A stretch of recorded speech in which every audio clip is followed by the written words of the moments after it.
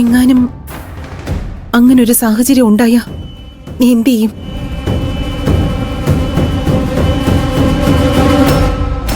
മരിക്കും.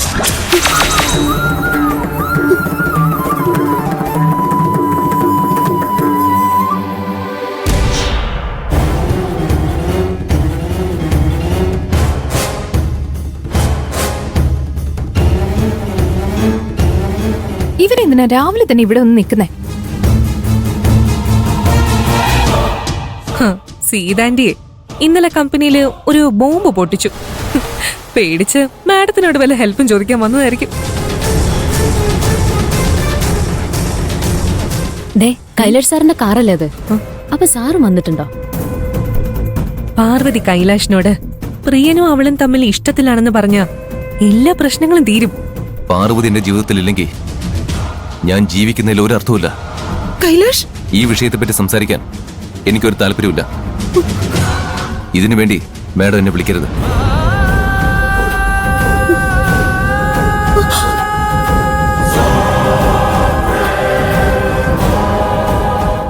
കൈലാഷ് സാറിനോട് മാഡം എല്ലാം പറഞ്ഞു കാണോ?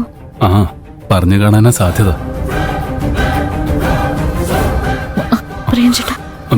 കൈലാഷ് സാർ, സാറിന് ഒന്നും തോന്നരുത്. നിന്നെ പോലെ എന്റെ പ്രണയം മനസ്സിലാക്കിയ മറ്റാരുമില്ല. എല്ലാവരെയും വീണ്ടും വീണ്ടും അത് മനസ്സിലാക്കിക്കാൻ എന്നെ കൊണ്ട് പറ്റില്ല. സമയം കിട്ടുമ്പോ പാർവതി അതൊന്ന് പറഞ്ഞ് മനസ്സിലാക്കി കൊടുക്കുക.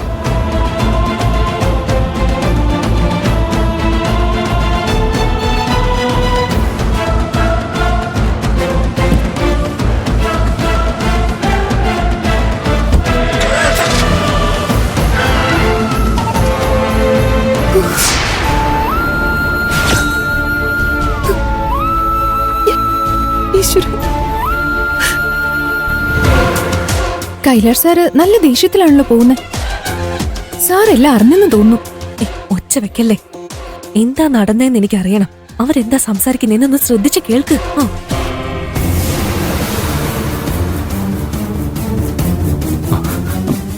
മാഡം, കൈലാഷ് സാറിനോട് എല്ലാം പറഞ്ഞില്ലേ? ഞാൻ ദൂരെ കൂടെ അതിനെപ്പറ്റി സൂചിപ്പിക്കാൻ ശ്രമിച്ചു.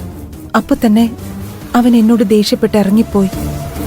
ദൂരെ കൂടെ സൂചിപ്പിച്ചാലും നേരിട്ട് പറഞ്ഞാലും അപ്പോഴും അദ്ദേഹം ദേഷ്യപ്പെടുക തന്നെയല്ലേ ചെയ്യാ? അങ്ങനെ ചോദിക്ക.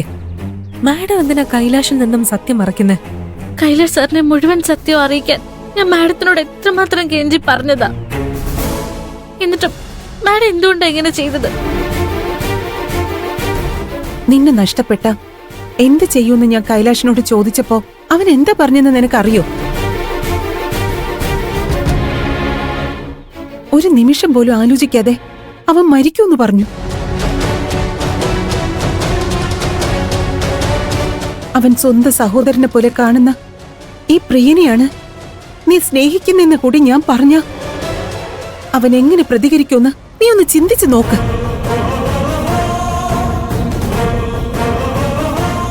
ആ സാഹചര്യത്തിൽ എനിക്ക് അവനോട് സത്യം പറയാൻ കഴിഞ്ഞില്ല.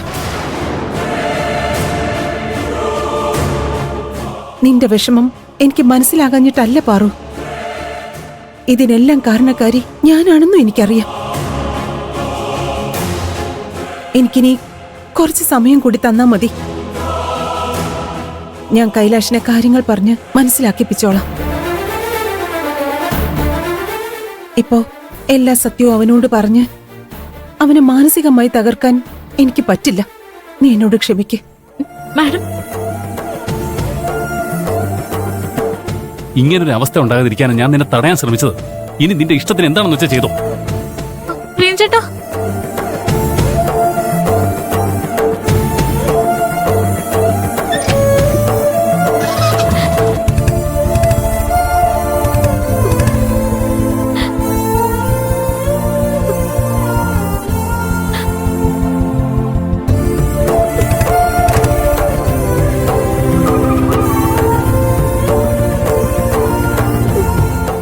ദാരിദ്ര്യവാസിക്ക് വേണ്ടി കൈലാഷ് സാർ മരിക്കാൻ പോലും തയ്യാറാണെന്നോ? സാറിനെന്താ വട്ടുണ്ടോ? ഇനി മേലാൽ കൈലാഷിനെ കുറിച്ച് ഒരു അക്ഷരം മിണ്ടിപ്പോരുത്.